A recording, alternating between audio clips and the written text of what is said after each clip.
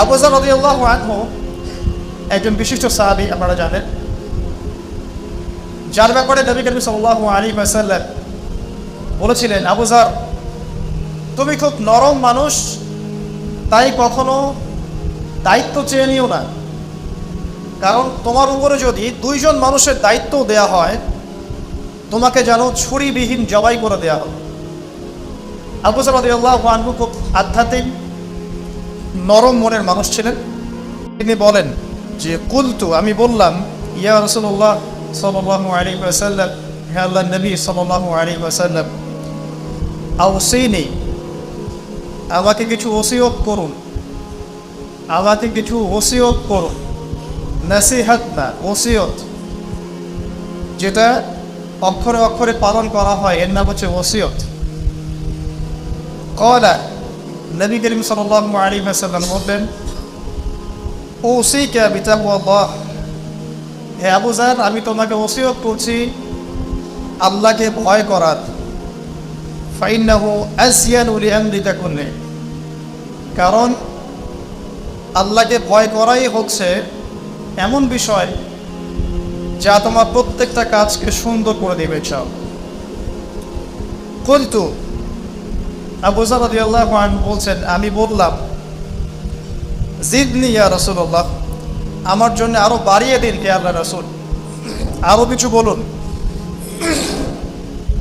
ক্বালা, নবী সাল্লাল্লাহু আলাইহি ওয়াসাল্লাম বললেন, আলাইকা বিতিলাওয়াতিল কুরআন, আলাইকা বিতিলাওয়াতিল কুরআন, তোমার উপরে কোরআন তেলাওয়াতকে অবধারিত করে নাও। ওয়া যিকরিল্লাহি আযজা ওয়া জাল, এবং আল্লাহ রাব্বুল আলামিনের জিকির বা স্মরণ করার বিষয়টাকে অবধারিত করে নাও। ফাইন্নাহু যিকরুল্লাহি ফিস সামা, কারণ এ দুটো কাজের মধ্য দিয়ে আসমানে তোমাকে স্মরণ করা হবে, আসমানবাসী তোমাকে স্মরণ করবে। ওয়া নূরুন লাকা ফিল আরদ, এবং এই দুটো কাজের মধ্য দিয়ে পৃথিবীতে তোমাকে নূর দেয়া হবে, আল্লাহর পক্ষ থেকে নূর বা আলো দেয়া হবে। কুলতু, আবু যর রাদিয়াল্লাহু আনহু বলছেন, আমি বললাম, জিদনি ইয়া রাসূলুল্লাহ, আমার জন্য আরো বাড়িয়ে দিন হে আল্লাহর রাসূল সাল্লাল্লাহু আলাইহি ওয়াসাল্লাম। তিনি বলছেন, ক্বালা আলাইকা, আলাইকা বিতুলিস সামতি, তোমার উপর অবধারিত করে নাও দীর্ঘ নীরবতা, দীর্ঘ সময় চুপ করে থাকার বিষয়টা তোমার উপর অবধারিত করে নাও। ফাইনাহু মাতরাদাতুল লিশ-শাইতান, কারণ এই কাজের মধ্য দিয়ে শয়তান বিতাড়িত হয়ে যায়। সুবহানাল্লাহ। ওয়া আউনুন লাকা আলা আমরি দীনিক, দীর্ঘ সময় চুপ থাকলে তোমার দিনের প্রতিটা কাজ করার ব্যাপারে আল্লাহ তোমাকে সাহায্য করবেন, বা দীর্ঘ নীরবতার ব্যাপারটা দিনের প্রতিটা কাজ করার ক্ষেত্রে তোমাকে সহযোগিতা করবে। কুলতু, আমি বললাম, জিদনি ইয়া রাসূলুল্লাহ, হে আল্লাহর রাসূল সাল্লাল্লাহু আলাইহি ওয়াসাল্লাম, আমাকে আরো বাড়িয়ে দিন, আরো কিছু বলুন, আরো কিছু ওসিয়ত করুন। ক্বালা, তিনি বললেন, ইয়াকা ওয়া কাসরাতাদ দাহিক, সাবধান থাকবে, বেশি বেশি হাসবে না। ফাইন্নাহু ইউমিতুল কলব, কারণ যারা অধিক পরিমাণে হাসাহাসি করে তাদের কলব মরে যায়, তাদের কলবের মৃত্যু ঘটে। ওয়া ইয়াযহাবু বিনূরি ওয়াজহি, এবং চেহারার মধ্যে নূর চলে যায়, চেহারায় কোনো জ্যোতি বা নূর থাকে না। কুলতু জিদনি ইয়া রাসূলুল্লাহ, হে রাসূল সাল্লাল্লাহু আলাইহি ওয়াসাল্লাম, আমাকে আরো বাড়িয়ে দিন, আরো কিছু ওসিয়ত করুন। ক্বালা, এবার তিনি বললেন সাল্লাল্লাহু আলাইহি ওয়াসাল্লাম, কুলিল হাক্কা ওয়া ইন কানা মুররান, সর্বদা সত্য কথা বলবে, সত্যের উপর থাকবে, যদিও এটা অন্যের কাছে তিক্ত হয়। সত্য কথা বলবে যদিও এটা তিক্ত শোনায়। কুলতু জিদনি ইয়া রাসূলুল্লাহ, তিনি বলছেন, আমি বললাম, হে আল্লাহর রাসূল, আরো বাড়িয়ে দিন আমাকে। ক্বালা, এবার নবীজি বললেন সাল্লাল্লাহু আলাইহি ওয়াসাল্লাম, লা তাখাফ ফিল্লাহি লাওমাতা লাইম, আল্লাহর পথে কাজ করার ব্যাপারে বা আল্লাহর পথে চলার ক্ষেত্রে, আল্লাহর দিন পালনের ক্ষেত্রে নিন্দুকের নিন্দার পরোয়া করবে না। আল্লাহর ব্যাপারে নিন্দুকের নিন্দার সমালোচনার পরোয়া করবে না। কুলতু জিদনি ইয়া রাসূলুল্লাহ, তিনি বললেন, আমি বললাম যে আরও বাড়িয়ে দিন হে আল্লাহর রাসূল আমার জন্য। নবী করিম সাল্লাল্লাহু আলাইহি ওয়াসাল্লাম বললেন, ক্বাল লিয়াহজুসকা আনিন নাস মা তা'লামু মিন নাফসিক, যখন মানুষের ব্যাপারে তোমার নেগেটিভ কোনো মন্তব্য করতে হয় বা কারো ব্যাপারে যদি নিন্দা করতে চাও, এরকম ইচ্ছা জাগে মনের মধ্যে, তাহলে আগে চিন্তা করবে যে এই দোষটা তোমার মধ্যে আছে কিনা। অর্থাৎ নিজের নফসের খেয়ালটা তুমি আগে বেশি নেবে অন্যের নিন্দা করার আগে।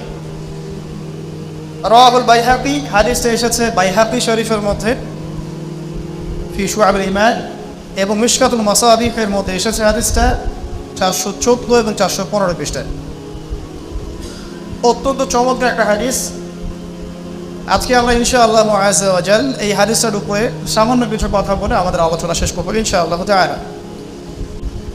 আবু যর রাদিয়াল্লাহু আনহু একজন বিশিষ্ট সাহাবী, আপনারা জানেন, যার ব্যাপারে নবী করিম সাল্লাল্লাহু আলাইহি ওয়াসাল্লাম বলেছিলেন, আবু যর, তুমি খুব নরম মানুষ, তাই কখনো দায়িত্ব চেয়ে নিও না, কারণ তোমার উপরে যদি 2 জন মানুষের দায়িত্ব দেয়া হয়, তোমাকে যেন ছুরিবিহীন জবাই করে দেয়া হবে। আবু যর রাদিয়াল্লাহু আনহু খুব আধ্যাত্মিক নরম মনের মানুষ ছিলেন।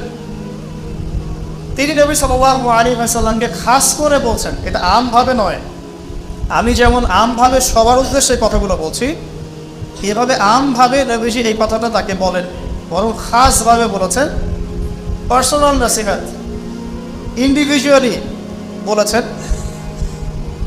তিনি বলছেন, হে আল্লাহর রাসূল, আমাকে কিছু নসিহত করো, কিছু ওসিয়ত করো। ওসিয়ত কি জিনিস?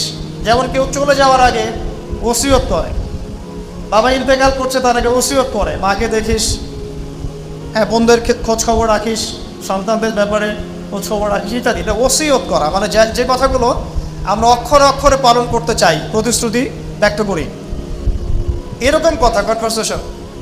একটু চিন্তা করেন, নবী করিম সাল্লাল্লাহু আলাইহি ওয়াসাল্লাম যদি আপনাকে আমাকে খাস করে কোনো জায়গায় ডেকে নিয়ে কথাটা বলতেন, কেমন হতো? মনে করেন নবী সাল্লাল্লাহু আলাইহি ওয়াসাল্লাম জীবিত আছেন বা আমরা তার সাক্ষাৎ পেয়েছি, আর আমরা কেউ একজন আমাদের মধ্যে গিয়ে থেকে বললেন, ইয়া রাসূলুল্লাহ, আমাকে কিছু ওসিয়ত করেন, আমাকে খাস করে কিছু ওসিয়ত করেন, তখন এই ওসিয়তগুলো স্পেশাল হবে এবং আপনি আমি কখনোই চাইবো না জীবন চলে গেলেও এগুলোর কোনো একটা আমরা ছেড়ে দেই, তাই না? আবু যর রাদিয়াল্লাহু আনহু এই সুযোগটা নিয়েছেন। নবী সাল্লাল্লাহু আলাইহি ওয়াসাল্লাম বলছেন, প্রথম যে উসিকা বিতাকওয়াল্লাহ, আমি তোমাকে সর্বপ্রথম ওসিয়ত করছি তুমি আল্লাহকে ভয় করবে। তাকওয়া কি জিনিস? নবীজি বলছেন, ফাইন্নাহু আযয়ানু লিয়ামলিকা কুল্লি, এই তাকওয়াটাই সমস্ত কাজের সৌন্দর্য বর্ধন করবে তোমার জীবনে। তুমি যত কাজ করবে, প্রত্যেকটা কাজ যদি আল্লাহকে ভয় করে করো, প্রত্যেকটা কাজ তোমার জীবনের সৌন্দর্য বর্ধন করবে ইনশাআল্লাহ তাআলা। খুব সংক্ষিপ্ত আকারে বলতে পারি, আল্লাহ রাব্বুল আলামিনের তাওহীদের সাথে কাউকে শরীক না করা, এক কথায় আল্লাহর সাথে শিরক না করার নাম তাকওয়া। ঠিক আছে? আল্লাহ এক, আল্লাহ অদ্বিতীয়, তিনি মহাবিশ্বের স্রষ্টা, আমাদের স্রষ্টা, সৃষ্টিকর্তা, পালনকর্তা, রিজিক দাতা, জীবন মৃত্যুর মালিক, বিধান দাতা। এই প্রত্যেকটা কনসেপ্ট আল্লাহর জন্যে খাস করার নাম হচ্ছে তাওহীদ। আর এখানে যদি আমরা কাউকে সমকক্ষ দাঁড় করাই তাহলে শিরক হয়ে যাবে। এই শিরকটা 3 ভাবে হয়ে থাকে। মানুষ চিন্তার ক্ষেত্রে শিরক করতে পারে, কেউ যদি মনে করে মহাবিশ্বের কোনো স্রষ্টা নাই তাহলে শিরক করবে, কেউ যদি মনে করে স্রষ্টা আরও একজন আছে বা একাধিক আছে তাহলে শিরক করবে, কেউ যদি মনে করে যে আল্লাহ ছাড়া কেউ ইবাদত পাওয়ার যোগ্য, আল্লাহ ছাড়া অন্য কাউকে সেজদা করা যায়, নাউজুবিল্লাহ, আল্লাহ ছাড়া কেউ প্রয়োজন পূরণ করতে পারে, কেউ সন্তান দিতে পারে, কেউ কল্যাণ করতে পারে, কেউ অকল্যাণ করতে পারে ইত্যাদি, বা আল্লাহ ছাড়া কেউ বিধান দেওয়ার মালিক, এরকম কনসেপ্ট যার মনের মধ্যে আছে, এটা হচ্ছে আকীদাগত শিরক বা চিন্তাগত শিরক। আমি কি বোঝাতে পারছি? 2 নাম্বার, কাজের শিরক। যেমন কেউ যদি আল্লাহকে সিজদা না করে অন্য কাউকে সিজদা করে, কর্মগত শিরক করেছে। আল্লাহ পাকের হালালকে কেউ যদি হারাম করে নেয়, কর্মগত শিরক করেছে। আল্লাহ পাকের হারামকে কেউ হালাল করে নেয়, কর্মগত শিরক করেছে। আল্লাহর কাছে দোয়া না করে মৃত মানুষের কাছে দোয়া করে, শিরক করেছে। এগুলো কাজ করতে গিয়ে শিরক করেছে। ইভেন আল্লাহর নামে কসম না করে অন্য কারো নামে কসম করলেও শিরক হয়ে যায়। অনেক সময় আমরা হাতের মধ্যে রশি পড়ি, পাথর পড়ি, অনেক কিছুই পড়ি, আমাদের বিশ্বাস হয় এগুলো আমাদের উপকার করতে পারবে, অপকার করতে পারবে, তাহলে শিরক হয়ে যায়। সন্তান আল্লাহ দেন, যদি আমরা মনে করি যে মাজারে গিয়ে দোয়া করলেই সন্তান পাওয়া যাবে, শিরক হয়ে যাবে। আর শিরক এমন একটা পাপ, যে পাপটা আল্লাহ পাক তওবা ছাড়া মাফ করে না। মৃত্যুর আগে যদি তওবা করে মানুষ, ইনশাআল্লাহ আল্লাহ পাক মাফ করে দিবেন। যদি তওবা না করে মারা যায়, সম্ভাবনা বেশি এই ব্যক্তি জাহান্নামে যাবে, নাউযুবিল্লাহ। কারণ প্রত্যেক 1999 জন মানুষ জাহান্নামে যাবে যাদের আমল নামায় শিরকের পাপ থাকবে। আল্লাহ পাক সূরা নিসার মধ্যে বলেছেন, ইন্নাল্লাহা লা ইয়াগফিরু আন ইউশরাকা বিহি ওয়া ইয়াগফিরু মা দুনা যালিকা লিমান ইয়াশা। আল্লাহ পাক শিরকের গুনাহ ব্যতীত যে কোনো গুনাহ যাকে ইচ্ছা মাফ করতে পারেন। যে কোনো গুনাহ, আপনি জিনা করেছেন, সিজদা করেন, ফিরে আসেন, আল্লাহ মাফ করে দেবেন ইনশাআল্লাহ। আপনি সুদ খেয়েছেন দীর্ঘদিন, সুদ থেকে ফিরে আসেন, দীর্ঘদিন মায়ের সাথে জিনা করেছেন সুদের মধ্য দিয়ে, তওবা করে ফিরে আসেন, আল্লাহ এখনই মাফ করে দেবেন ইনশাআল্লাহ। আপনি খুন করেছেন মানুষকে, যদি আপনি চিন্তা করেন যে আমার একটা অপরাধ হয়েছে এবং আপনি তওবা করে খালেসভাবে ফিরে আসেন, আল্লাহ মাফ করে দেবেন ইনশাআল্লাহ। ব্যভিচার করেছেন, বিবাহিত হওয়ার পরেও জিনা করেছেন, এই ব্যক্তির কিন্তু পৃথিবীতে বাঁচার আসলে কোনো অধিকার নাই।